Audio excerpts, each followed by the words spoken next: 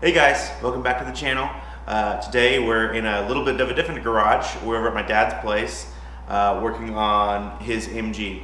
It's a British car, so it's got a little bit of the British problem. It likes to leak oil, but I'm going to let him talk about it a little bit and explain what the problems are. Well, it's a 1953 MG TD, just about near the end of the run for TD. In fact, it is the last year at 53.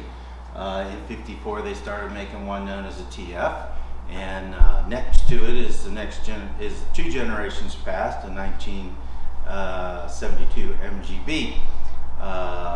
We got this car so we could learn a little bit about the TDs in the series, and as Nick mentioned, they love to leak oil. So it's leaking from the front and the rear main seal in the front, which is typical, and the pinion seals and the oil seals in the rear differential are leaking, and that's what Nick's here to help me with today. So today we're going to focus on getting the rear axle done. Obviously, to work on some of these seals, we got to get the wheels off and the brake drums off. So I'm going to start doing that. And because it's a British car, an early British car, they use a different standard called Whitworth for their nuts, the heads of the bolts and stuff. So unfortunately, the only tool we have to take the lug nuts off of this car is the original jack, or the original wheel removal tool. It's a little bit curved. It's seen some use in its life, but we're gonna press on like a good Britisher would do, and we'll get moving along.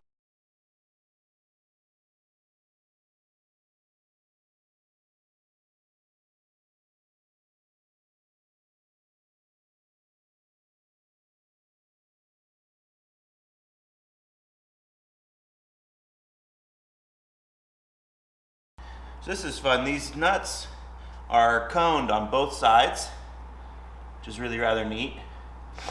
So they can go on either way, and they'll still seat the tire up nice.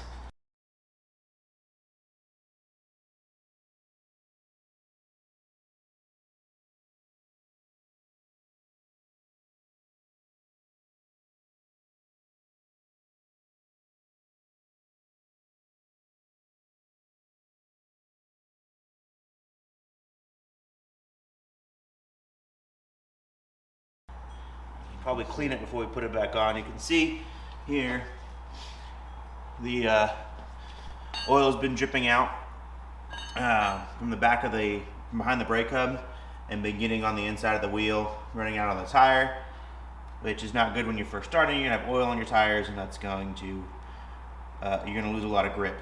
And then also you're getting oil inside the bead, which makes it easier, especially on a car like this. It's pretty easy to lock up these tires. And we could cause the tire to slip on the bead and throw your balance out as well. So that's something we'll be taking care of. We'll clean this up really nice. We'll get this oil seal fixed so we don't have that problem anymore, and we'll go from there. The next thing we need to do here to get this drum off, we need to get this cotter pin out. There's a cotter pin here, and then take off the big axle nut. I'll probably have to do that with the impact, because usually these are on pretty tight. And we'll get the right British standard socket to go on there as well. Now we're down here at the drum. I'm gonna work on getting this cotter pin out so we can take off the big castle nut here.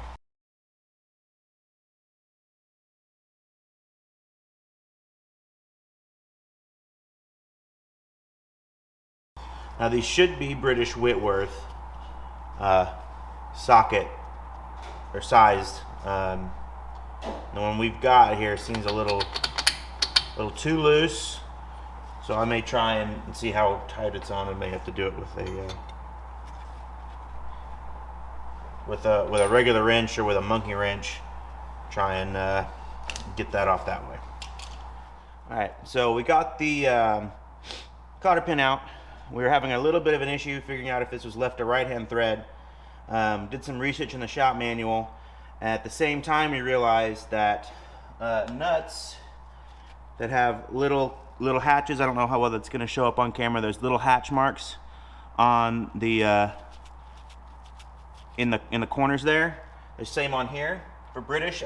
By this point, they had started switching over to what was called a unified thread, or American National Fine threads and a unified head, which is the precursor to SAE.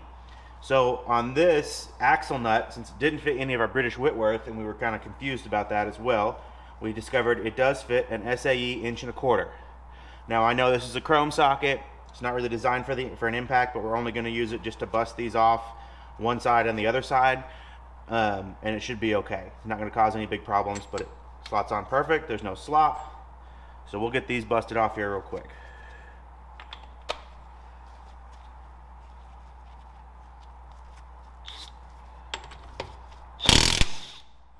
Just like that. Pays to have the right tool. So the nut comes off. There is a washer behind it. Keep that facing the same direction. So there's splines on this axle here. This is the axle shaft itself. It just directly comes all the way out from the differential, and the shaft stub ends right here. So now we're gonna pull the drum off, which we're probably gonna turn the handbrake off now. Before we do that, we are gonna go run to the other side, get that prepped the same, so then we can take the handbrake off to get these drums off, because that's holding the drum in place as well as the handbrake. So we'll go grab that real quick and we'll be right back.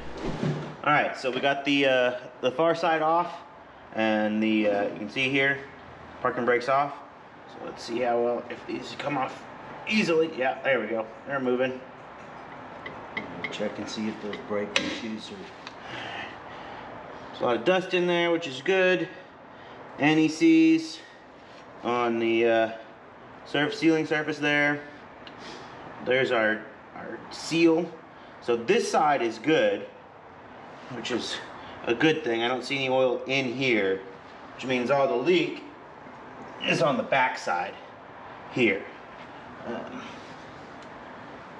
which will be a little more interesting to deal with, but not terrible. So we'll get working on, there's 4 bolts here to get the backing plate off. Should be able to slide it off as a unit, hopefully without breaking any of the lines open, so we don't have to bleed the brakes. We'll see how that goes. We have to come back to that, but we'll get working on that.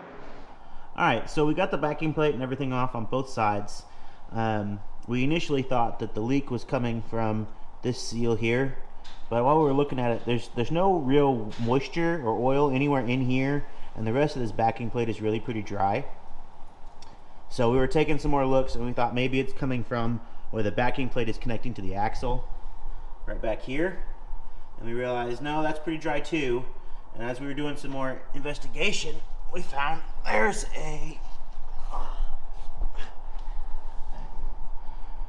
a nut right here. Can't really see it. Which opens up a galley to the bearing, the main bearing for the axle, and that's where all the leak is coming from. It comes down here, straight down, and out right here. So that nut right there, we're gonna pull that out. We've already drained the axle. We did that last night because it was cold here. I wanted to give it plenty of time. So we'll pull that out. We'll make sure you clear anything out of there. We'll clean up the threads on that, put a little gasket sealer on it, and we should be good to go. You think that's gonna drip oil? There's a clot. So this is what we're going for. This nut right here. You see a little easier. 1/2 inch American Standard, because it's one of the unified threads. Pretty sure most of this axle is going to be that way. And oh, that came off really easy. Maybe that was not very tight at all.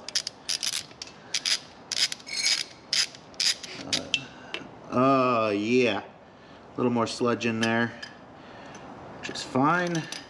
We will clean that up, let that kind of dribble out onto a rag here. We'll clean up the nut, put some Permatex on it, and seal it back up. All right, so we got our pinion. We're going to work on the pinion seal now. We're here at the front of the axle. Pinion's right here. We have to take the drive shaft off, obviously, to get this guy out, to get the seal out. So we got a paint pen. we are going to mark the drive shaft right here. Just gonna mark across here to give us a point of reference to come back to, so we know everything is lined back up the way it came off. That's what we need to do. I'm gonna let that dry, so I'm gonna turn this around. So we got all the nuts are back together on the other side of the on the ends. We did both of the grease bearings, so it's all cleaned up now. I need to get this. And they're torqued. We torqued the axle nuts back on. There we go. So that way nothing's gonna come off. Got a brand new cotter pin. You don't want to reuse those. That's a bad idea. That's how you end up with them shearing off and not doing their job. So there's brand new cotter pins on the axles as well. So that's all done. So now this is our last check. And we'll know if we still have a leak down at the wheels, then we know exactly where it's going to be coming from. It'll be coming from the connection from the back plate to the axle housing. That's where the leak's going to be coming from. And then at that point, we'll be doing more than just that. We'll do probably pretty much a full rear suspension teardown at the same time to get a bunch of stuff done all at once, because that's going to involve breaking the brake lines open to get those backing plates off. But for now, I'm going to get these 4 bolts and nuts out of the drive shaft so we can get it dropped out. Oh, they're greasy. So that's definitely where all the mess is coming from. Yeah, it's coming.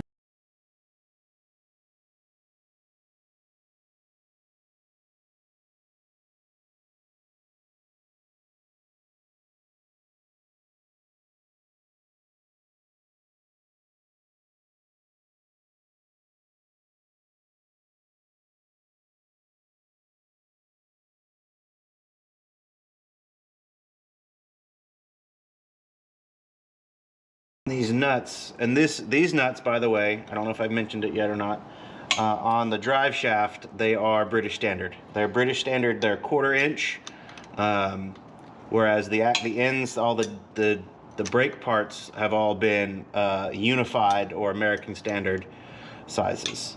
So British Standard does their measurements. The reason this is a 1/4 inch wrench, and you look at the holes, that's a lot bigger than what you would think of for a 1/4 inch. It's actually the shaft diameter of the bolt is what they measure as the wrench size. So this bolt itself has got a 1/4 inch shaft where the threads are. They don't use the head size like SAE or metric though.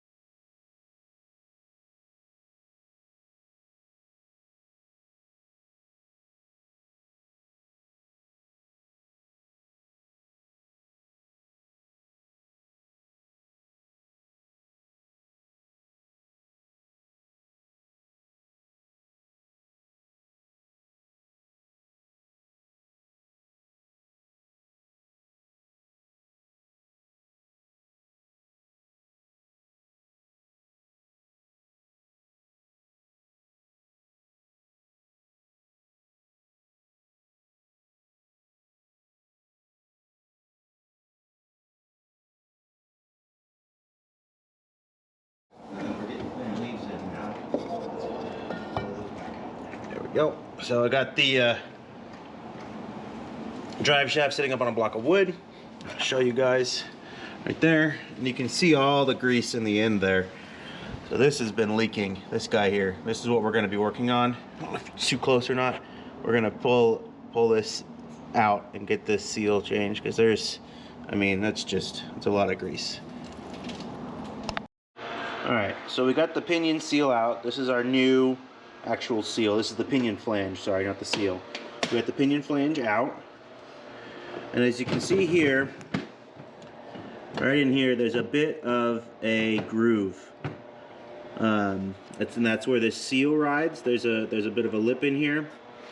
The seal rides on that groove in here. So the problem may not be the seal itself. It may actually be the flange is worn out.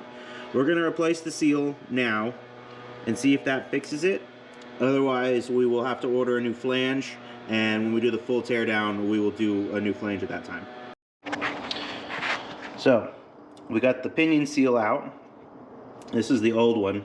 It is hard as a rock, and you see the inside just split and broke a whole bunch when we got it out. But this is, I mean, this is hard, and it's the part number in here makes me think this is probably from the 50s or 60s. It's an old part. This new one's nice. It's pretty supple still on the inside, so it should seal up a lot better.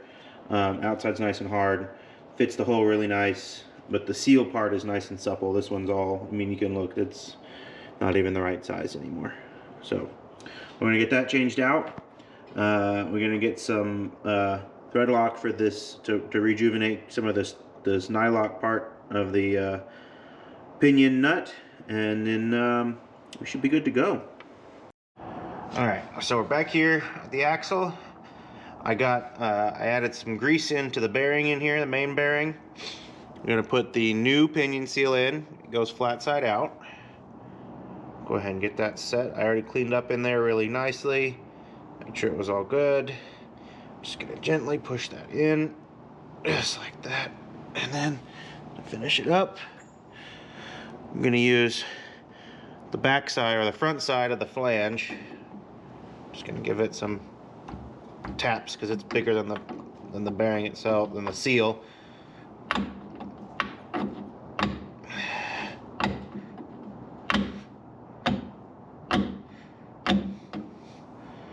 We'll have to get a...